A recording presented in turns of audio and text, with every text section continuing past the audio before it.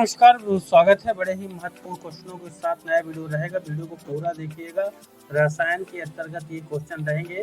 तो रसायन वर्ग 1 उच्च माध्यमिक शिक्षक के लिए और विज्ञान वर्ग 2 माध्यमिक शिक्षक की जो मुख्य परीक्षा देने वाले हैं, तैयारी कर रहे हैं, उनके लिए वीडियो जरूर देख लीजिएगा। साथ ही अन्य जो परीक्षाएँ होती हैं जिसमें विज्ञान के क्वेश्चन पूछे जाते हैं, तो अब यहाँ पर कोशिश किए हैं कि सभी परीक्षाओं का कवर कर लें जो इम्पोर्टेंट क्वेश्चन लगातार पूछे जाते हैं। तो यहाँ पर देखिए पहला क्वेश्चन आप देख सकते हैं लाफिंग गैस के बारे में है, किसे कहते हैं। तो राइट आंसर हो जाएगा लाफिंग गैस जो होती है नाइट्रस ऑक्साइड होती है। इसका सूत्र भी कभी कभी पूछता है, N2O होता है लाफिंग गैस का सूत्र। लाफिंग गैस यानी हंसाने वाली गैस कौन सी होती है। दूसरा क्वेश्चन है, यहाँ पर देखिए दूसरा क्वेश्चन, किस विधि द्वारा मिश्रण में उपस्थित घटकों को पृथक्करण किया जाता है। मिश्रण होता है, मिश्रण की परिभाषा दो या दो से अधिक पदार्थों का जो अनिश्चित अनुपात होता है तो मिश्रण होता है। तो इसमें क्रिस्टल विधि का उपयोग किया जाता है। फिर यहाँ पर देखिए जब कार्बन अपर्याप्त ऑक्सीजन की उपस्थिति में जलता तो कौन सी गैस बनती है। ऑक्सीजन की अपर्याप्त उपस्थिति में, तो यहाँ पर देखिए राइट आंसर हो जाएगा कार्बन मोनोऑक्साइड बनता है। यहाँ पर कार्बन मोनोऑक्साइड के यहाँ पर सूत्र देख लीजिए, C और O होता है। C और O अगर स्मॉल है तो कोबाल्ट होता है, लेकिन अगर C और O दोनों बराबर में लिखे हुए हैं तो कार्बन मोनोऑक्साइड होता है। तो वही चीज़ है कि जब कार्बन जो है उसको पर्याप्त ऑक्सीजन नहीं मिलता है, जलता है, तो कौन सी गैस मिलती है, कार्बन मोनोऑक्साइड, जो कि बहुत ज़्यादा खतरनाक गैस होती है। फिर अगला है घेंघा रोग जो होता है। घेंघा रोग किस ग्रंथि के बढ़ने से होता है। घेंघा रोग जो होता है गले का रोग है, और यहाँ पर जो घेंघा रोग है वह, तो वहाँ पर देखिए घेंघा रोग जो होता है वो थायराइड ग्रंथि के बढ़ने से होता है। फिर इसके बाद यहाँ पर दूसरा इम्पोर्टेंट क्वेश्चन आप देख सकते हैं। क्वेश्चन है कि तम्बाकू में पाया जाता है, क्या पाया जाता है तम्बाकू में। तम्बाकू का यूज करने वाले लोग भी जान ले इसको, और जो परीक्षार्थी हैं कैंडिडेट वह भी जान ले। तम्बाकू में निकोटीन नाम का केमिकल पाया जाता है, जो कि तम्बाकू खाने की लत जो होती है, आदत, ये निकोटीन होता है, ठीक, तम्बाकू में। फिर है कॉपर सल्फेट का जली घोल प्रकृति में अम्लीय होता है क्योंकि लवण में होता है। तो जब इसमें अम्लीय होगा तो लवण में क्या होगा, हाइड्रोलाइसिस होगा। यहाँ पर कॉपर सल्फेट का जो कॉपर सल्फेट जो होता है CuSO4 जो होता है, यहाँ पर आप देखेंगे तो जली घोल यानी पानी में घोलने पर जो विलयन बनता है वो अम्लीय होता है। इसका कारण क्या होता है, क्यों, तो इसमें लवण एक होता है, हाइड्रोलाइसिस होता है, ठीक, ध्यान रखिएगा। शुद्ध जल का pH मान पूछा गया, अक्सर पूछा जाता है शुद्ध जल का pH मान कितना होता है। तो शुद्ध जल का जो pH मान होता है वो होता है 7, तो ध्यान रखिएगा 7 होता है। फिर अगला क्वेश्चन यहाँ पर देखिए, क्वेश्चन है कि सुबह और शाम को सूरज के लाल रंग का क्या कारण है। ये बहुत यहाँ पर डीपली क्वेश्चन है, यानी बारीक अंतर के साथ होते हैं। अब ये वाला क्वेश्चन जो आप देख रहे हैं, सुबह और शाम सूरज के लाल रंग का कारण, ये आप रोज देखते हैं, सुबह भी देखते हैं सूरज को, शाम भी देखते हैं सूरज को, लाल रंग है, लेकिन आप एग्जैक्ट आंसर इसका नहीं बता सकते हैं जब तक आप स्टडी नहीं कर रहे हैं। यहाँ पर देखिए जो लाल रंग का कारण होता है प्रकाश का प्रकीर्णन होता है, ठीक, इसको ध्यान रखिएगा। आकाश का नीला रंग जो होता है वो भी प्रकाश के प्रकीर्णन के कारण ही होता है, और सुबह और शाम जब सूरज लाल रंग में होता है वह भी प्रकाश के प्रकीर्णन के कारण ही हो रहा है। फिर क्वेश्चन है, यहाँ पर देखेंगे कि जब एक जहाज नदी से समुद्र में प्रवेश करता है तब उसका तल यहाँ पर क्या होगा। तो राइट आंसर हो जाएगा उसका तल जो है ऊपर उठ जाता है, नीचे का हिस्सा तला कहेंगे उसको, वो ऊपर उठ जाता है। एक जहाज नदी से समुद्र में प्रवेश करेगा, ठीक, तो तल ऊपर उठ जाएगा। फिर अगला क्वेश्चन आपके सामने है। क्वेश्चन यहाँ पर देखेंगे आप, क्वेश्चन देखिए, क्वेश्चन है कि स्थिर ताप पर किसी गैस के आयतन को कम करने पर उसके दाब पर क्या प्रभाव पड़ता है। यानी टेम्परेचर जो यहाँ पर है वह स्थिर कर देता है और आयतन को कम कर देता है, तो दाब क्या होगा। तो दाब यहाँ पर क्या होगा, दाब बढ़ जाएगा। जब ताप स्थिर रहेगा और आयतन कम होगा तो दाब ऑटोमेटिक बढ़ जाएगा, ध्यान रखिएगा। फिर है क्वेश्चन, मच्छर पानी में किस कारण से बैठ पाता है। तो पृष्ठ तनाव के कारण मच्छर जो है पानी में बैठ पाता है, ये चीज़ आपको ध्यान रखना है। जब देखिए मच्छर को मारने के लिए जैसे मिट्टी का तेल, केरोसिन वगैरह उसमें डालते हैं पर रुके हुए पानी पर, तो उसमें ऑक्सीजन नहीं होता है, यानी पानी के पृष्ठ तनाव को वह घटा देता है, और पानी का पृष्ठ तनाव जितना ज़्यादा रहेगा उस पर बैठ जाएगा, लेकिन केरोसिन पर नहीं बैठ पाएगा। इसलिए मच्छर के जो लार्वा होते हैं वो अंदर पानी के अंदर जाके डूब के मर जाते हैं। इसी कारण वह एक दवा के रूप में काम करता है। तो मच्छर पानी में किस कारण से बैठ पाता है? पृष्ठ तनाव के कारण बैठ पाता है।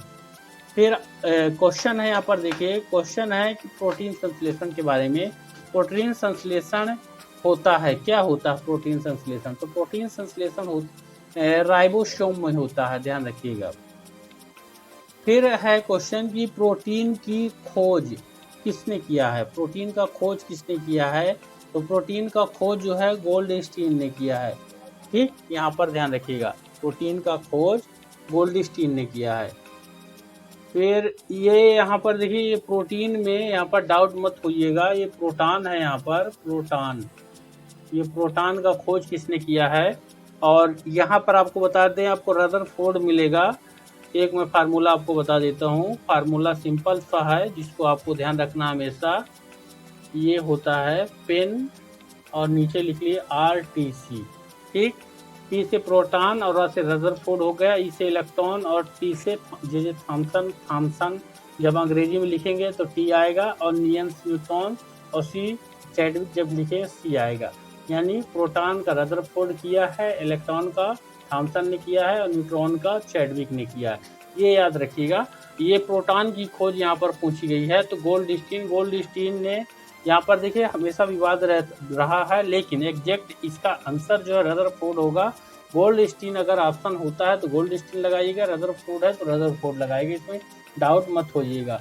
ठीक, और सबसे पहले रदरफोर्ड ने किया है। फिर नामकरण जो है यहाँ पर गोल्डस्टीन ने दिया है। रदरफोर्ड ने नाभिक के अंदर का जो है सूक्ष्म कण उसका खोज किया था, और ये जो गोल्डस्टीन है इन्होंने केवल प्रोटॉन नामकरण दिया है उसको।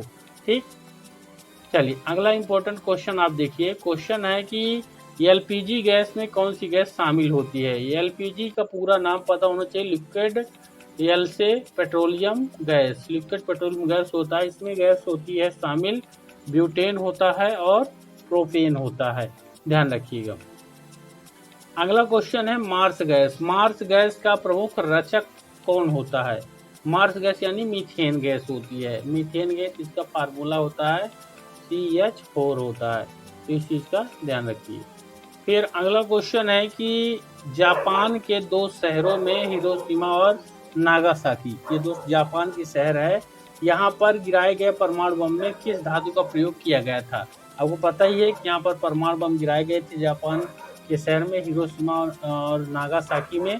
और आज भी यहाँ पर जो वहाँ के लोग हैं उनकी संतानें विकलांग पैदा हो रही हैं, कोई ना कोई यंग डिफेक्ट होता है। इतना खतरनाक था हादसा हिरोशिमा और नागासाकी पर। तो यहाँ पर देखिए किस धातु का प्रयोग किया गया था? प्लूटोनियम का प्रयोग किया गया था। ठीक, फिर है अचानक गिरती हुई लिफ्ट में व्यक्ति का वजन क्या होता है? तो वजन शून्य हो जाएगा। बहुत स्पीड, इतना स्पीड से गिरता है लिफ्ट कि शून्य हो जाता है। ये क्वेश्चन अभी पिछले एग्जाम पर पूछा गया था। फिर अगला क्वेश्चन है कि अंतरिक्ष यात्रा करते हुए यान में बैठे यात्री को आकाश का रंग जो है दिखाई देगा। ठीक, कैसा दिखाई देगा, किस रंग का? अंतरिक्ष की यात्रा, तो उसका रंग आकाश का काला दिखाई देगा, नीला नहीं दिखाई देगा, काला दिखाई देगा। ठीक, फिर अगला क्वेश्चन है कि अम्ल व क्षारों की अपक्रिया के फलस्वरूप बने पदार्थ को क्या कहते हैं? यानी एक अम्ल कर दिया, एक क्षार कर दिया, और जो बनता है उसको क्या कहते हैं? तो यहाँ पर देखिए जो बनेगा उसको लवण कहेंगे। यानी देखिए जैसे यहाँ पर देखिए क्षार आपको रिएक्शन करके दिखा देते हैं। HCl हो गया, हाइड्रोक्लोरिक अम्ल होता है, और NaOH हो गया। ठीक, ये NaOH। अब इसका यहाँ पर जो बनेगा यहाँ पर वो लवण बनेगा, इस चीज़ का यहाँ पर ध्यान रखिएगा। तो अम्ल और क्षार का जब रिएक्शन होता है तो उसके बाद जो क्या बनता है, यहाँ पर लवण बनता है। ठीक, एक आखिरी क्वेश्चन आपको दिखा देते हैं, इम्पोर्टेंट क्वेश्चन है। ट्रांजिस्टर का आंतरिक एंटीना किस धातु का बना होता है? ट्रांजिस्टर का आंतरिक एंटीना, रेडियो जो चलता है उस ट्रांजिस्टर उसको बोलते हैं, तो फेरोक्रोम का बना होता है। ठीक, यहाँ पर ध्यान रखिएगा। एक और क्वेश्चन देख लीजिए, हाइड्रोजन बम किस पर आधारित होता है? हाइड्रोजन बम बहुत ज़्यादा खतरनाक होता है। ये होता है नाभिकीय संलयन की क्रिया पर आधारित होता है। ठीक, तो नाभिकीय संलयन की क्रिया से ही सूर्य की जो एनर्जी है, प्रकाश है, वह नाभिकीय संलयन की क्रिया के कारण ही होता है। उस पर सूर्य का जो यहाँ पर ऊर्जा का स्रोत है नाभिकीय संलयन। और हाइड्रोजन बम जो होता है वो परमाणु बम से भी ज़्यादा खतरनाक होता है। ये चीज़ आपको ध्यान में रखना है, आगे कभी भी पूछा जा सकता है। दोस्तों, आज के इस वीडियो पर हम इतने ही क्वेश्चन आपको दिखा पाएंगे। पूरी उम्मीद है कि क्वेश्चन आपके लिए बहुत ही ज़्यादा इम्पोर्टेंट है। चैनल को अगर सब्सक्राइब नहीं किए हैं तो जल्दी से कर लें, बिल्कुल फ्री में।